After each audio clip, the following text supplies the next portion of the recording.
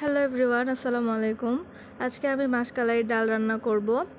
মাছ, মাংস, ডিম ছাড়াই আমি আজকে রান্নাটা করব। খুবই সিম্পল একটা রান্না, কিন্তু খেতে অসাধারণ। আপনারা যদি এটা রান্না করে একবার খান তাহলে আর মাছ মাংস কিছুই লাগবে না, শুধু ডাল দিয়ে এক প্লেট ভাত খাওয়া হয়ে যাবে। তো দেখা যাক আমি রেসিপিটা কিভাবে করি।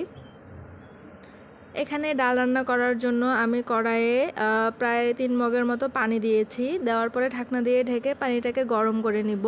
পানিটা যখন এরকম ফুটে আসবে তখন আমি এখানে 2 চামচ ডাল দিয়ে দিব। আর এগুলো কিন্তু আমার ডালগুলো গুঁড়ো করা ছিল, ভেজে আমি আগে ব্লেন্ডারে ব্লেন্ড করে রেখেছিলাম। এখন এই তো ডালগুলো দেওয়ার পর চামচ দিয়ে ভালোভাবে ডালগুলোকে মিক্সড করে নিব। মিক্সড করে নেওয়ার পরে ঢাকনা দিয়ে ঢেকে দিব। যখন বলক আসবে কিছুক্ষণ পর তখন ঢাকনাটা তুলে নিব। ঢাকনা তুলে নেওয়ার পরে এখানে একটু আদা বাটা আর কয়েকটা কাঁচামরিচ ফালি, এরপর পরিমাণ মতো লবণ আর পরিমাণ মতো হলুদ গুঁড়া দিয়ে আবারও ভালোভাবে নেড়ে চেড়ে দিব।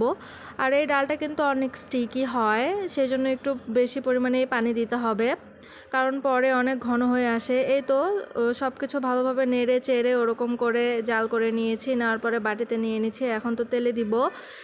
কড়াইয়ের মধ্যে তেল দিয়ে এখানে হাফ চামচ পাঁচফোড়ন দিয়ে দিয়েছি। এরপর পেঁয়াজ আর রসুন কুচি দিয়ে দিব। পেঁয়াজ আর রসুন কুচিটা ভালোভাবে নেড়ে চেড়ে ভেজে নিব। যখন একদম ভাজতে ভাজতে এরকম লাল হয়ে আসবে তখন আমি এখানে ডালটাকে দিয়ে দিব। আর দেওয়ার সাথে সাথেই কিন্তু আমি ঢাকনা দিয়ে ঢেকে দিব। মানে অনেকেই বলে যে না হলে আবার সেন্টটা চলে যায়, সেজন্য আমি ডাল তেলে দেওয়ার পরে সাথে একটু ঢাকনা দিয়ে ঢেকে দেই, এতে করে সেন্টটা রয়েই যায়। এই তো একটু নেড়ে চেড়ে দিব, তারপর একটু বলক উঠায়ে আমি নামিয়ে নিব। ডালটা কিন্তু অনেক মজার, মাছ মাংস ডিম ছাড়াই কিন্তু এই ডালটা আজকে রান্না করলাম। তো রেসিপিটা সবার কেমন লাগছে অবশ্যই কিন্তু কমেন্ট করে জানাবেন।